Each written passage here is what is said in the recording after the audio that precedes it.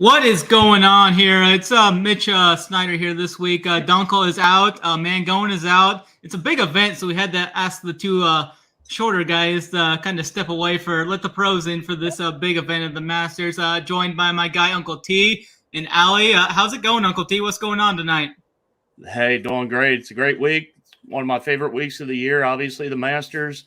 We've got MLB starting on Thursday that I'm excited about. We got a lot of good things. We got a lot of good things going on at Run Pure Sports right now, and it's a great week to kind of get started. If you haven't signed up, sign up. But no, looking forward to breaking this down with 3/5 of the main crew tonight. The other two, we got their back tonight. We'll give them some shit, but we got their back tonight. Yeah, how's it going with you, Allie, tonight? I seen you had a video posted on Twitter just a while back. How's it going on your night? I'm doing decent. Listen, I broke the news in the chat. This is the greatest night of my life because Tom Hoagie followed me on Twitter. So we're having a good one. I got my top 20 winners, my top 10 winners out. I'm going to do my outrights tomorrow, but we're also going to talk them tonight. It's Masters Week. How could you not be happy? Absolutely. And with that comes, we're at Augusta National this week. It's going to play at right around 7,500 yards this year. They've added a little bit of length on a few of the holes this year. I'm not going to get too in-depth in the course preview here. You can check that out on the show coming up later. But course history is huge here. You got to score on the par fives. They added a new tee box on number 11 a little bit. It's going to add about 15 yards there. Number 15, they added some length to that hole as well. You just gotta be really patient here and just take what the course gives you at times. One of my favorite courses from quotes from Tiger Woods about the course is he said it's about how you play the course. Meaning, you gotta rely on experience here. You gotta just give what it takes you at times. The conditions here can change on a dime at any given point. Some of the key stats I'll be looking at this week: strokes gained approach, course history, par 5 scoring, strokes gained short game, and strokes gained off the tee here. But let's jump into some DFS plays that we like first here. Uncle T, I'll start with you. Give me a guy you like in the higher range and then a value guy you like. Yeah, there's definitely we've gone to or come to find, at these majors, right? The DK pricing, the FanDuel pricing is always soft. The DK pricing in majors is always soft, right? Not necessarily normally the case, but again, only 91, 92 golfers this week too. So you're going to have a lot of people make the cut, right? You got a lot of amateurs in this field. You have some of the past champions like, Sandy Lyle and guys like that probably aren't going to make the cut. So one thing we got to remember before we get into some picks here, DFS, is, you're going to really need a six of six lineup this week. If you go 5 of 6, you're going to really have to have, pretty much 5 of the top 10 or 5 of the top 8 to really get in there and make a lot of money this week. I think you're going to need a 6 of 6 lineup. With that being said, again, talking about the DFS pricing this week, one of the guys I'm going to look to, and I'm going to skip one of them just because I'm going to get to him in another segment, but one of the guys price-wise, I like Tony Finau at $8,100 this week. I'm going to start with him. Going down on the board a little bit, historically he plays well at the majors, including here at Augusta National. He's got 3 top 10s in his last 4 trips here. Clearly he's not been in his best form. We know that.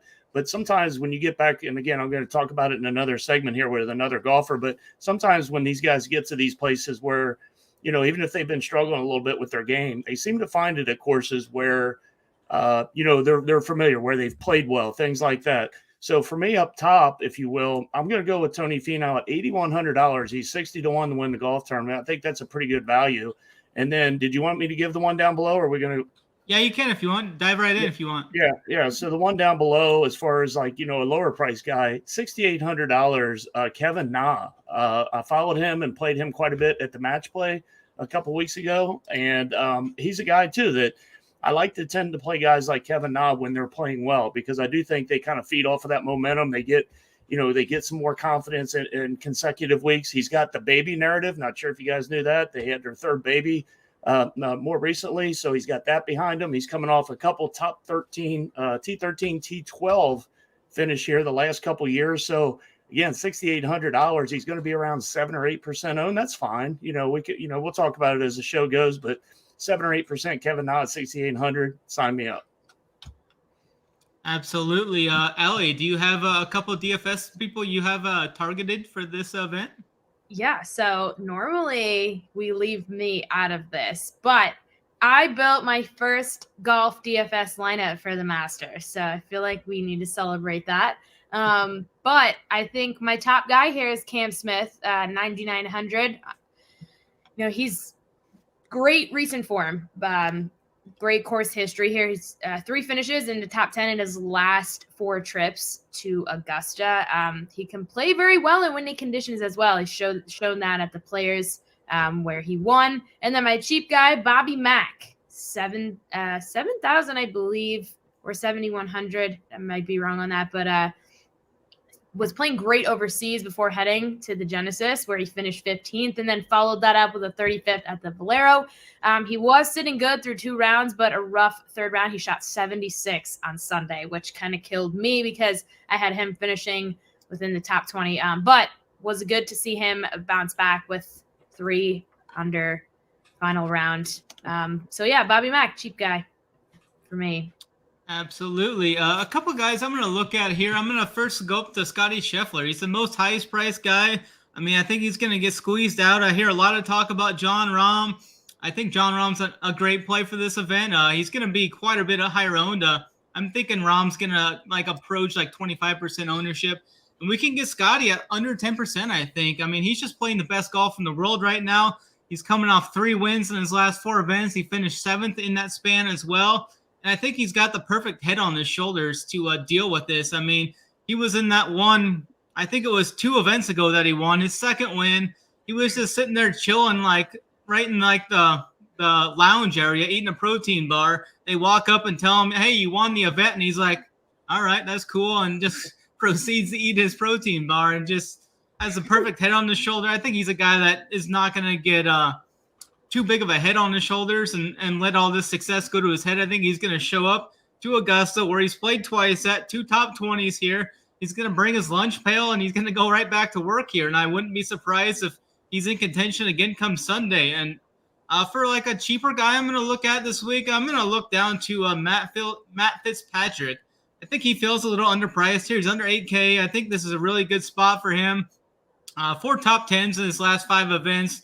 And lost in the playoff to Scotty Scheffler in the match play tournament that Scheffler won. So I think Fitzpatrick's got some good mojo rolling into this event. He's made his last 6 cuts here at Augusta as well. I think he could challenge for another top 10 here this weekend. So those are the guys I'm on for DFS. I like the guys you guys were both mentioned there. So let's jump into some top 20s now. I'll go to you first this time, Allie. Is there any top 20s that catch your eye this week? Yeah, we're going to bring it back to Bobby Mack, top 20 finish, plus 350 on FanDuel. This is his second appearance at the Masters. He finished 12th in his debut here last year, which is pretty impressive. Finished 12th in your debut at the Masters, if you ask me. But let's talk about his recent form quick here.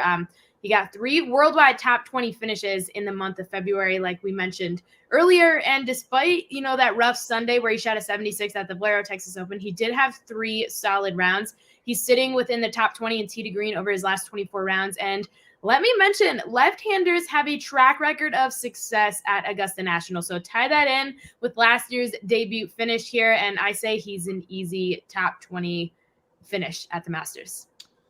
Love it. Love it. Uncle T, is there anyone that really catches your eye here for the top 20s?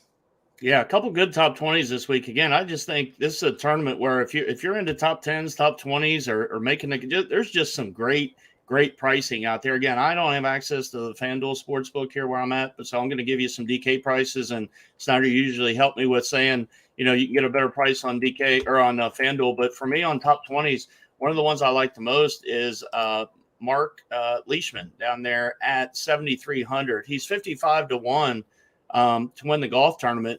And I think that's for a 7,300 guy. I think that's, again, some huge value from a DFS standpoint. But from a top 20 perspective, you get plus 160 to top 20 at this event. And he's got a T5 here last year. He has a T9 a couple years back and also a T13. So, he isn't coming in the, the best form, but he does have good history. And if the wind picks up, which we think it might, I don't mind guys like Mark Leishman. So for me, Mark Leishman would be one of my top top, or one of my top picks for a top 20, I should say. Plus you love to 160. see it. Yeah, it's a great price. I like Leishman this week as well.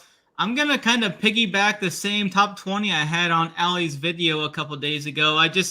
I really like the odds on this. I mean, it's more of like a spot you got a price shop, though. Like on DraftKings, they just hate Brooks Koepka over there. My guy, Brooks Koepka, as I like to say at times.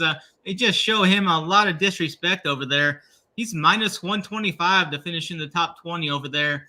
And that books like FanDuel and some others, he's well over 150 in some spots. So I like the discount we're getting there. I think Brooks is just and he's coming in a lot better form than we've seen recently, too. So I think he's a great spot. This is a major. BK ranks in the majors since 2016. He's first in score to par, first in birdies or better, first in rounds in the 60s total, first in strokes gained total. I mean, it just goes on and on. First in wins, first in rounds led or co-led. I mean, they're setting up for a smash spot for my guy Brooks this week. So I'm going to keep with him there at the minus 125. I think that's a great price tag. I love the odds there. And so let's jump into some outrights then. Is there anybody that catches your eye from an outright perspective? Like it can be first off, let's do like we usually do. Pick the guy you think's going to win. And then let's drift down the board a little bit and see if you like any long shots this week. Snyder, why don't you kick it off? Oh, there you go, Snyder. You kick it off. I can kick it off for sure. Give me my guy Colin Morikawa at 24-1 odds to win. Very shocker. I know AP's in the chat. I'm sure he's shocked at that pick. Absolutely. We're going to go right to Mr. Morikawa. I mean, he's played in 8 majors. He's won 2 of them. He's the only person since like World War I to do that. So I definitely like where the ball's in his corner. Best ball striker in the world. This is his 3rd trip to Augusta, and Augusta is all about experience and whatnot. I think he's learned a lot. I mean, you could kind of look back at his Open win he had at the Open last year. He played 1 round over there on the European Tour. Was absolutely horrible in that round. Made some adjustments, comes out and ships the Open the very next weekend. So I like Morikawa's chances to take this green jacket home with him. I know this may be a homer take, but I'm going to keep riding with my guy here. At 24-1 odds is way too high, I think, for his caliber. Uncle T, what are you going? Last year? Where did Morikawa finish last year? Last year he finished 18th. I mean, he finished 41st his first year, 18th last year. I mean, I think he's just going to keep building on that. We're going to be in the winner's circle come this weekend. Okay. Uncle T, who do you think's going to win this tournament? Tough scene for Mr. Snyder, but hey, I give you credit. You like your guy and you stick with him, and I have no problem with that. We've got AP in the chat that says, do you want to go ahead and read what he said? We can put it up there. Or that one. Boss man throws that one up. No, but no seriousness. Yeah. I've got, as of right now on Tuesday night, as we're obviously live here, I've got 2 bets outright, and I'll just be transparent. I've got Dustin Johnson outright and Brooks Koepka outright already. Wagers already made on my part. So if I had to pick between the 2 up top, I'd probably go with Brooks Koepka at 20-1 is what I got him at. I think he could go down just a little bit between now and Thursday. So I would probably hop on board. I don't think you're going to get a better number than 20-1 on Brooks as the week progresses. And then down below, you guys are going to make fun of me for this one, and the guys in chat might too, but I'm strictly looking at this from a number standpoint and from a course history standpoint. I just think Patrick Reed at 80-1 just feels like it's a long shot. I don't necessarily think that he'll win, but I do think he has winning upside. He obviously won here 4 years ago. He's got a T10 and a T8. Now, clearly he's not the same player, but I'm just basing it off of, again, what I talked about earlier in the show. Some of these guys that have been struggling, the Finals, even Spieth to a certain extent, they come back to some more familiarity of this golf course that they love. I just feel like, for 80-1, I might go with Pat Reed. And again, the chat's getting in there. Hey, we're trying to give you some value and some deep plays here. So Patrick Reed, I don't mind. And even Mark Leishman, 55-1, I don't mind that one as well. Uncle T, I earlier in the week had texted Snyder about Patrick Reed, and he was like, no. I'm sure it wasn't a good response. Yeah, I'm glad to see that you're on Patrick Reed this week. Always next week.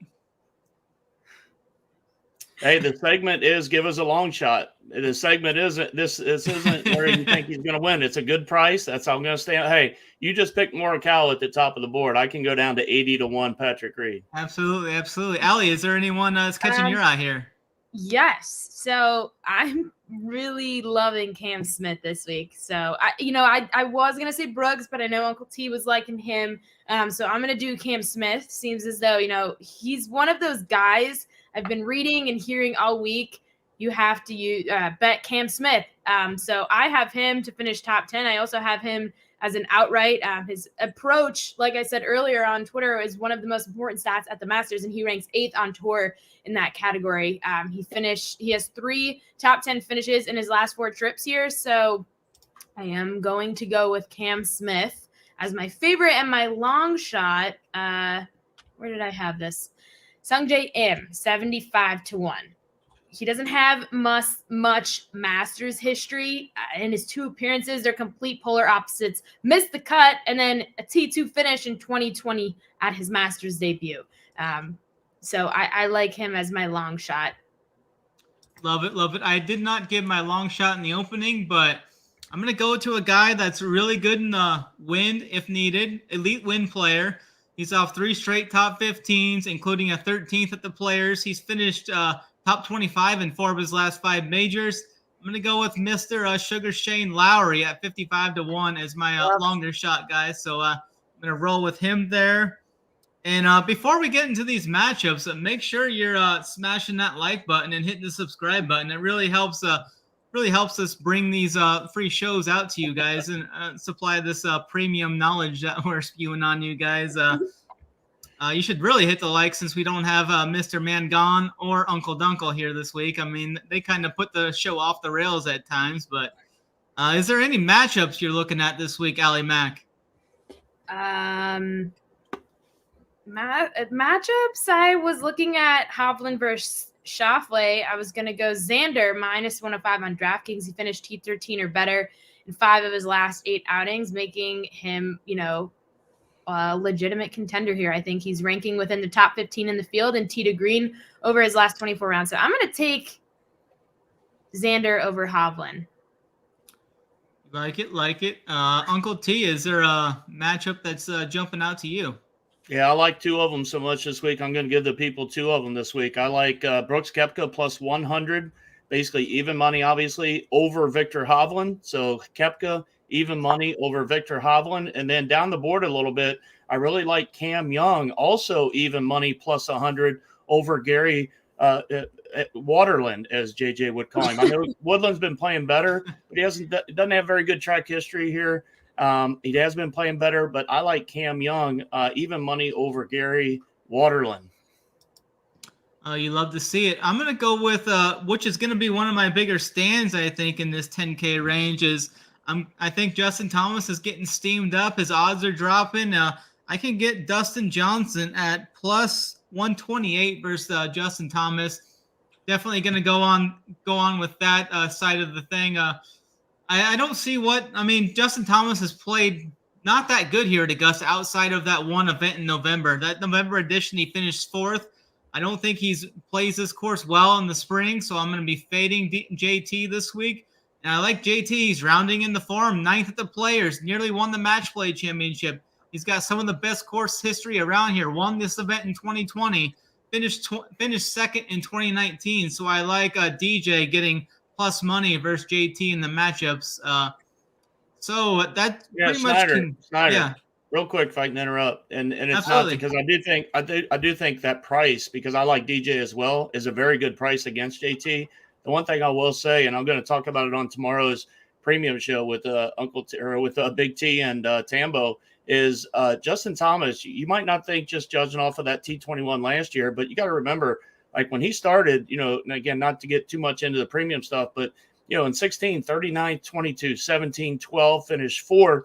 If you recall last year's tournament, he was sitting in there in the top 3 and then got into that weather situation where they came out from the weather, immediately triple bogeyed. And I'm not saying that. I'm just saying he was trending in the right direction in this tournament the last several years and has played it better and better. So I will say, while I do like that bet because you're getting a nice price on that, I actually like JT. Maybe it sounds like a little bit more than you do, though, as far as from a DFS standpoint as well. Yeah, that's for sure. I mean, I just can't play all these guys up there, and I like my guy Morikawa. You could scratch and I like Morikawa. JT. No. Yeah, good luck trying Absolutely to not. I'm going to take the guy that's better at golf for $100 cheaper. But any final thoughts from you, Ali Mac? I know we've got the PGA show coming up on the Run Pure Sports channel here starting at 7:30, right around 30 minutes from now. That's going to be Hoop, AP, and myself breaking down things from a DFS perspective.